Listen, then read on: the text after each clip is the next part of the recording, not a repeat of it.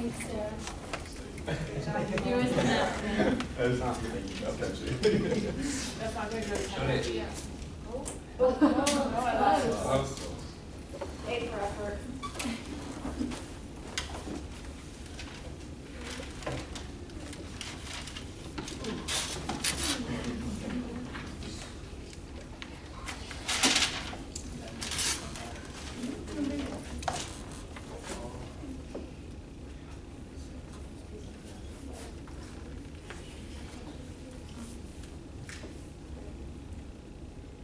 Picture yourself looking at a map. And when you're looking at this map, you come across a country you've never heard of. And you say to yourself, hey, that country seems pretty cool. I want to go check it out. So you buy a plane ticket, you finally get on the plane, and you finally arrive in that new country you never heard of.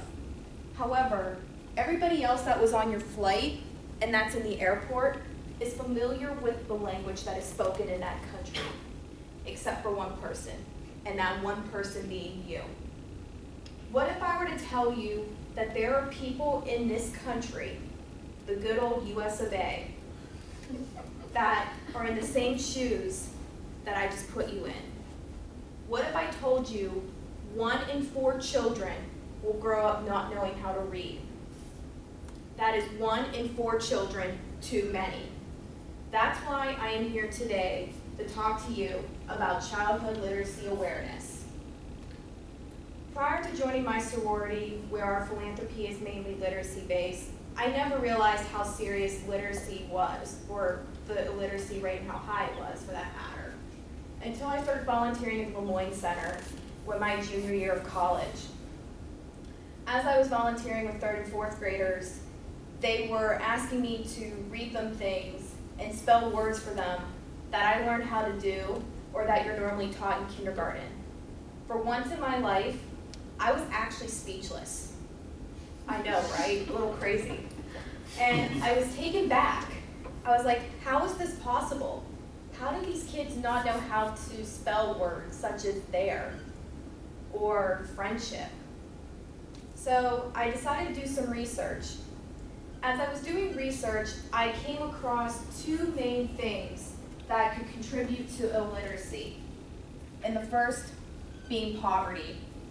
Let's face it, if you've ever known somebody that lives in poverty or what you see on TV in the media, the last thing on your mind or how you want to spend your money, for that matter, when living in poverty is on a book.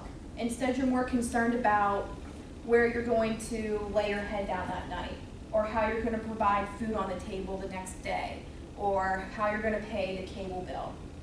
And unfortunately, your child will suffer because you're not providing them with something that could help them learn that skill to read. The next point I want to make is not applying what you learn. Anybody that's literate can sit down with a child and read a book to them. But how is a child expected to learn if they're passed out on your lap, not paying attention to what you're reading to them? If you don't engage that child, how are they going to learn? For example, in advanced public speaking, if we don't apply the criticisms or apply what we learn in our textbooks to our speeches, how do we expect to grow as public speakers? So what are some ways that we can possibly prevent illiteracy? The first is getting involved in your after-school programs that may be in your area, whether it's at a local literacy council or at our community center. Here in Washington, we are home to the Literacy Council of Southwestern Pennsylvania. And the Literacy Council has so many different programs, but the one that my chapter and I participate in the most is the Baby Book Bags program.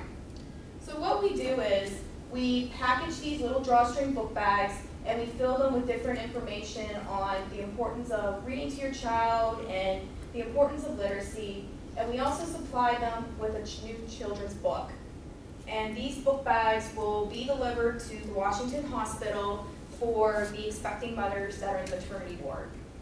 And in southwestern PA, unfortunately I wasn't able to receive any statistics. I could not find anything online, but from what I've heard and from what I've witnessed, I can imagine the numbers of illiteracy are pretty high. And the sad thing is that for some of these babies that are born in that hospital, this may be the only children's book they ever receive. But to say that you were able to contribute, or at least give them that opportunity, hopefully one day that they will open that book up and want to learn, is rewarding within itself. The next I want to talk about is something that is Pi branded. It's called Champions Are Readers, or the CAR program for short. And what's nice about this program is that the Pi Beta Phi Foundation provides all the funding for the materials that are needed for this program. So there's no cost to the chapter or wherever we decide to hold the program. Here we do it at the Lemoyne Center, and the program is focused on K through 4th grade. And each week we go for 4 weeks, once a week. We give the children a folder like this. Inside the folder, we have different literacy activities depending upon their grade. We also include a letter for the parents explaining the purpose of the program and what your child should gain from it. And most importantly, we provide them with a brochure on different reading tips and strategies that they can apply to their story time or whatever with their child. The last point I want to make is engaging your child. You're not a one-man or one-woman show when it comes to story time. I know I've already touched on the importance of engaging your child when you read to them, but I cannot stress it enough. The more you engage a child, whether it's asking them an open-ended question about the book or having them read a sentence or a page for that matter, that will go a long way. Before you know it, your child or niece or nephew or whoever you're reading to, they're going to be on their own, reading that book by themselves. And to say that you helped do that is a rewarding and amazing feeling. Granted, it's not going to be an overnight miracle, but the more you practice with your child, the more that you apply, the better and the more successful they will be. So if there's anything that I want you to take away from my presentation, it's simply this. First and foremost, we need to stop taking for granted our ability to read and write our own native language, and that we need to become more aware of how illiteracy affects our country. In the words of the late Whitney Houston, I believe that children are our future. Teach them well and let them lead the way.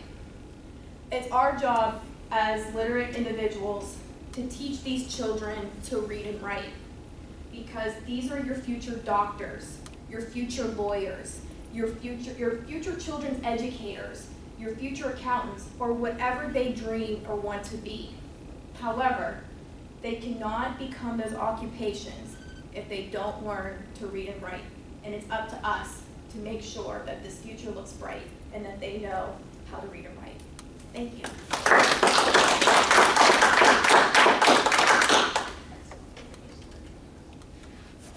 Thank you, Sarah.